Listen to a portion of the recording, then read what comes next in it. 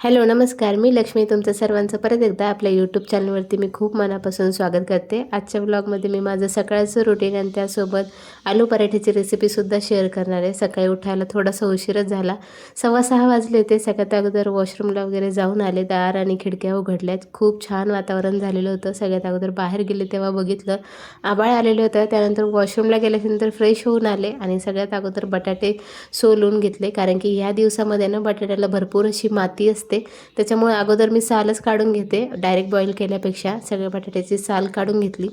एक मोठमोठ्या आकारामध्ये त्याला कट करून स्वच्छ पाण्याने धुवून कुकरमध्ये बारीक गॅसवरती 2 शिट्या काढून घ्यायच्या। आता ज्याप्रमाणे मी सांगते ना त्याप्रमाणे तुम्ही करून बघा। आणि त्यानंतर बटाटे उकळेपर्यंत झाडाला पाणी देण्यासाठी आले होते। हा माझा सगळ्यात कम्फर्ट स्पेस म्हणावं असं तरी म्हणता येईल, कारण की मला झाडं लावायला खूप आवडतात। आता इथं थोडीशी जागा आहे त्याच्यामुळे थोडेच झाडं लावलेले आहे, पण इथं आल्यानंतर मला खूप छान वाटतं। आता पावसाळा जरी असला तरी मी याला 2 टाईम पाणी टाकायला येते, ज्याच्या त्याच्या गरजेप्रमाणे झाडाला पाणी टाकते। आता इथं लाजळीच्या झाडाला ना खूप छान असे फुलं आलेले होते, ते बघूनच खूप कौतुक वाटत होतं, कारण की हे झाड आहे ना मी मंदिराच्या बाहेरून आणलं होतं। अगदी छोटंसं रोपटं होतं, आता त्याला बियासुद्धा लागतील। खूप छान वाटतं इथं आपल्या झाडाला फुलं लागलेले बघून। आणि त्यानंतर त्याला खूप साऱ्या अशा छोट्या छोट्या कळ्यासुद्धा लागल्या होत्या। दक्षिणचे बाबा तेच दाखवत होते इथं। आणि त्यानंतर ना आजचं वातावरण खूप छान झालं होतं, मी तुम्हाला दाखवते। चिमण्यांचा इतका घोंगाट वाजत होता, ऐका तुम्ही।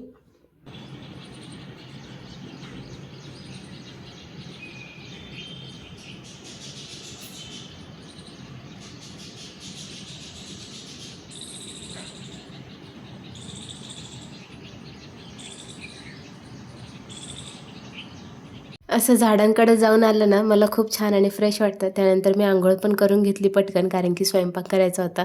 मग आमच्या दोघांसाठी अशी ब्लॅक टी बनवण्यासाठी ठेवली। आता तुम्ही तुम्हाला सांगितलं होतं मी दूध सोडलं आहे, त्याच्यामुळे छान असा काळा चहा घेते सगळ्यात अगोदर।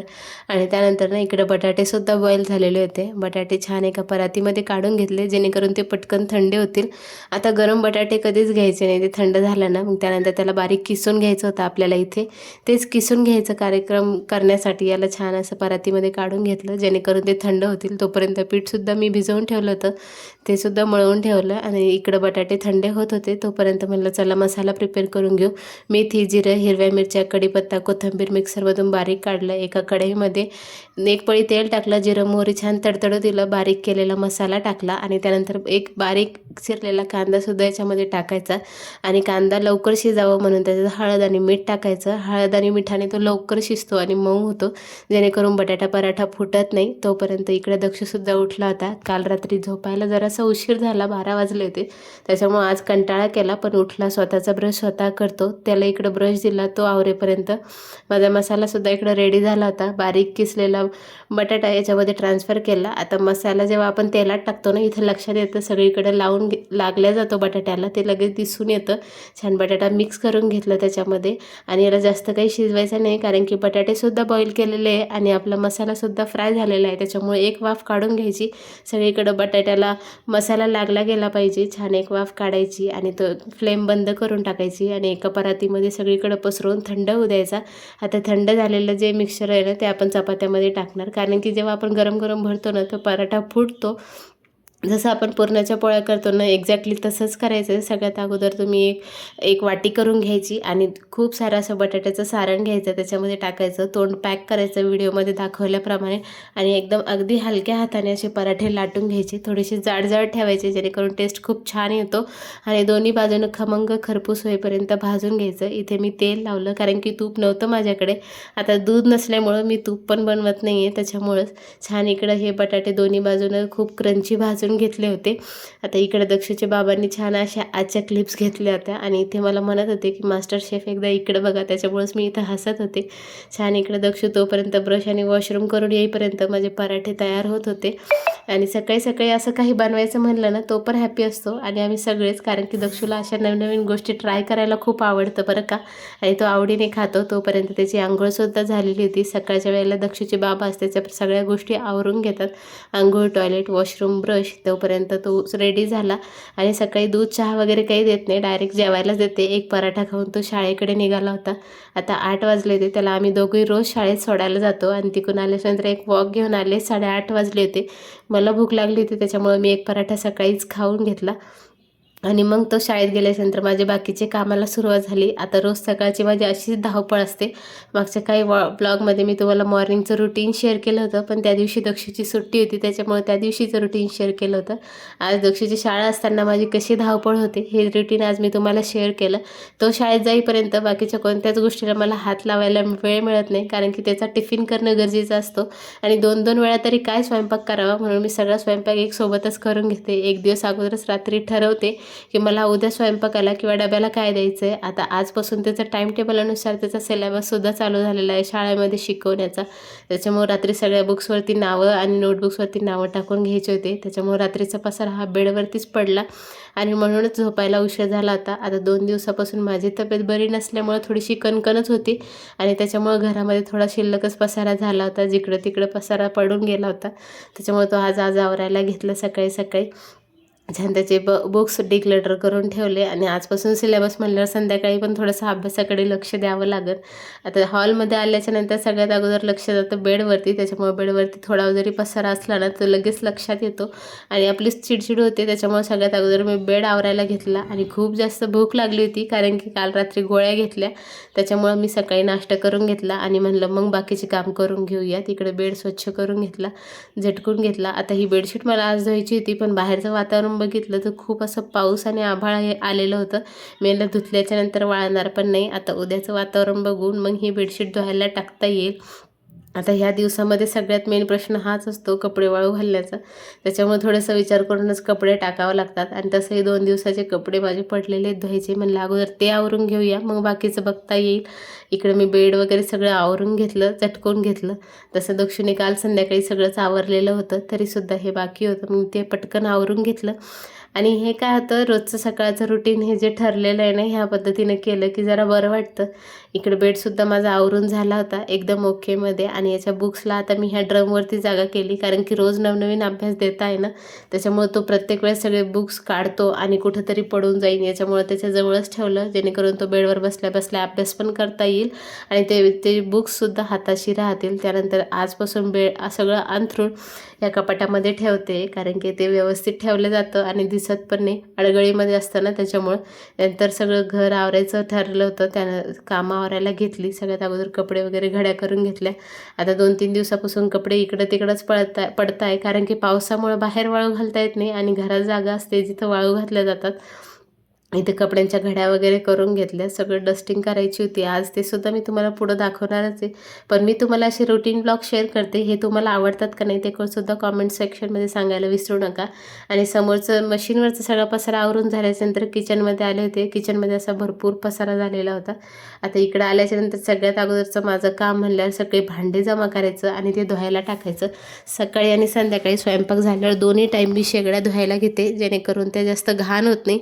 आपण काय करतो, 8 दिवसातून एकदा धुतल्या की ते खूप जास्त घाण होतात आणि चिकटसुद्धा होतात. म्हणून मी रोजच्या रोज सकाळ संध्याकाळ दोन्ही टाईम शेगड्या स्वच्छ करून घेते, जेणेकरून थोड्या जरी घासल्या तर ते स्वच्छ निघतात आणि घर जरा चांगलं दिसतं. गॅसची क्वालिटीसुद्धा वाढते, बरेच दिवस टिकतोसुद्धा गॅस, नाही तर गंजतात, खराब होतात. त्याच्यामुळे स्वच्छ घासून मी लगेच पुसून ठेवून देत असते गॅसवरती. इकडं गरम गरम पराठे जे होते ते टोपल्यामध्ये ठेवल्यामुळे छान असे थंडे झाले आणि त्यानंतर डब्यामध्ये मी ते ट्रान्सफर करून ठेवले. शिल्लक असलेल्या भाज्या चपात्या सगळं मी वेगळं काढून ठेवलं. आता इथला पसारा हा सकाळचा एकदा आवरला ना की थेट संध्याकाळीच बघावं लागतं, त्याच्यामुळे ही जागा स्वच्छ करून घेणं खूप गरजेचं असतं आणि सगळ्यात जास्त राहाडा ह्याच्यावरतीच असतो. त्याच्यामुळे ते सगळ्यात अगोदर आवरायला घेतलं. आणि बटाट्याची चटणी दक्षच्या बाबांना खूप आवडीची आहे, त्याच्यामुळे त्यांच्यासाठी स्पेशली बटाट्याची चटणीसुद्धा मी वाचवून ठेवली होती. तीसुद्धा एका प्लेटमध्ये काढून ठेवली, जेणेकरून भांडे घासायला सगळेच निघून जातील. त्यानंतर 2-4 दिवसापासून सारखं तेलाचं काम चालू आहे, काहीतरी तळणं चिळणं चालू आहे. तुम्हाला मी शेअर करतेच आहे, कधी भजे तर कधी फ्रेंच फ्राईज अशा गोष्टीच खाणं चालू आहे. त्याच्यामुळं ना मसाल्याचा डबा खूप घाण झाला होता, तो सुद्धा मला आज घासायला घ्यायचा होता. असे छोटे मोठे कामं आहे ना जे दिवसभरामध्ये आपण करत असतो, पण ते लक्षात सुद्धा येत नाही की आपण केलेत का नाही. हे कामं दिवसभर आपल्याला पुरतात सुद्धा. त्यानंतर गॅस स्वच्छ घासून घेतला, मी दोन्ही टाईम घासून घेते, जेणेकरून काय होतं चिकटपणा राहत नाही. आणि मी गॅसचे बटनसुद्धा काढून घेते, कारण की चपात्या करताना पीठ आहे ना ह्या बटनांच्या मध्ये जातं आणि तेलकटेमुळे तिथं काळे एक लेअर तयार होते, ती मला बिलकुल आवडत नाही. त्याच्यामुळे मी बटन्स काढून गॅस स्वच्छ घासून घेते. समोरच्या वॉलपेपरवरती सुद्धा एक हात मारते, जेणेकरून तो स्वच्छ होईल. गॅस सगळीकडून स्वच्छ घासून घेतला, ओटा घासून घेतला आणि त्यानंतर गॅस पुसायला घेतला होता. सगळ्यात महत्त्वाचं जेव्हा किचन ओटा स्वच्छ करतो ना तेव्हाच खूप छान वाटतं आणि स्वयंपाक झाल्याच्या नंतर ही एक जागा असं वाटतं की नेहमी स्वच्छ असावी, त्याच्यामुळे सगळं स्वच्छ आवरून घेतलं. त्यानंतर भांडे घासून घेतले आणि त्यानंतर कपडेसुद्धा धुतले होते. 2 दिवसाचे कपडे होते इतके सगळीकडं बाहेर वाळत घातले. आता काय माहिती आभाळ येतं आहे, आलेला आहे, पाऊस येतो का नाही तेच माहिती नाही. त्यानंतर इकडं कपडे वाळू घातले, तोपर्यंत माझे भांडेसुद्धा थोडेसे वाळले होते, ते कपाटामध्ये लावून घेतले. आता हे सगळ्यात आवडीचं काम आहे माझं, जे भांडे घासलेले सगळे याने व्यवस्थित लावून घेते, जेणेकरून घर पण छान दिसतं, कपाट भरलेलं वाटतं आणि घर एकदम ओके वाटतं. त्याच्यामुळे पटापट भांडेसुद्धा लावून घेतलेले होते इथं मी. आणि सगळे भांडे स्वच्छ धुतल्याच्या नंतर ना एक कपडासुद्धा मारून घेते, जेणेकरून भांड्याचे डाग आहे ना कपाटाला पडू नये. त्याच्यामुळं हे सगळं आवरून घेतलं आणि त्याच्यानंतर मला डस्टिंगसुद्धा करायची होती, तीच करायला घेतली. आता रोजच्या रोज मी याच्यावरती हात मारत असते, फ्रीज असो बाकीचं काही जे काय आहे माझ्याकडनं त्याच्यावर सगळ्याच्यावरती, मग खूप सारा पसारा होत नाही आणि धूळ पण जमा होत नाही. माझं घर रोडापासून बरेच मध्ये आहे, तरीसुद्धा भरपूर धूळ जमा होते. आता किचनमध्ये काम करत असताना आपण सारखं वारंवार फ्रीज उघडतो, म्हणून फ्रीजचं हँडलसुद्धा खूप घाण होतं. शिलाई मशीनवरती सुद्धा हात मारून घेते. तसं हिचा यूज जरी नसला ना तरीसुद्धा याच्यावरती भरपूर धूळ जमा होते. त्यानंतर आरसासुद्धा इथे स्वच्छ करून घेतला. डस्टिंगमध्ये दररोजची कामं हे माझे आलेच.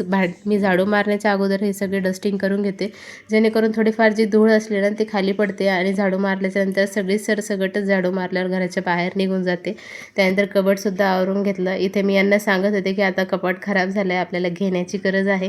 त्यानंतर मेन म्हणल्यावर सगळ्यात अगोदर दरवाजा येतो. दरवाजा म्हणलं की आपलं लक्ष्मी मातेचं प्रवेशस्थानच आहे, त्याच्यामुळे ते सुद्धा स्वच्छ पुसून घेतला. दार, चौकट आणि उंबरासुद्धा पुसून घेतला घराचा आणि त्यानंतर खूप छान वाटतं. मग सगळं घर झाडून घेतलं आणि त्यानंतर गल्ली धुतली. रोज अगोदर धुत असते, पण आज कपडे जास्त असल्यामुळे बाहेर ओलं झालं होतं, त्याच्यामुळे ते सुद्धा स्वच्छ धुवून घेतलं आणि त्यानंतर थोडंसं फ्रेश झाले, कारण की मला बाहेर जायचं होतं दक्षूला शाळेत घेण्यासाठी सुद्धा आणि बाकीचे काही कामं होते त्याच्यासाठी. आता मी इथं दाखवत होते, काल मी डिटॅन केलं, त्याच्यामुळे चेहऱ्यावरती छान असा ग्लो आला होता, त्याच्यामुळे इथे मी पटकन तयार झाले. हे सगळं काम आवरल्याच्यानंतर हातपाय तोंड धुवून स्वच्छ रेडी होते.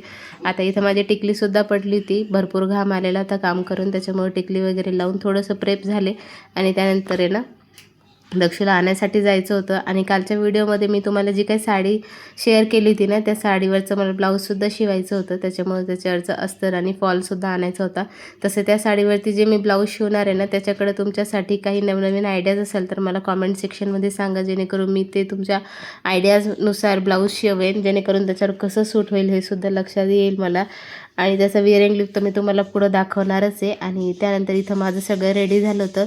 मी इथं दक्षूला शाळेत घेण्यासाठी निघाले होते. सगळ्यात अगोदर ब्लाऊज पीस घेतलं आणि त्यानंतर पैसे घेऊन मी निघाले होते. दक्षूला शाळेतून घेऊन आले होते. तुम्हाला असे माझे डेली रुटीन ब्लॉग आवडतात का नाही ते सुद्धा कॉमेंट सेक्शनमध्ये सांगायला विसरू नका. आणि इथून पुढे मी एक सिरीज चालू करणार आहे, त्याच्यासाठी चॅनलला आत्ताच सबस्क्राईब करायला विसरू नका. भेटूया अशाच एका नवीन ब्लॉगमध्ये. तोपर्यंत बाय.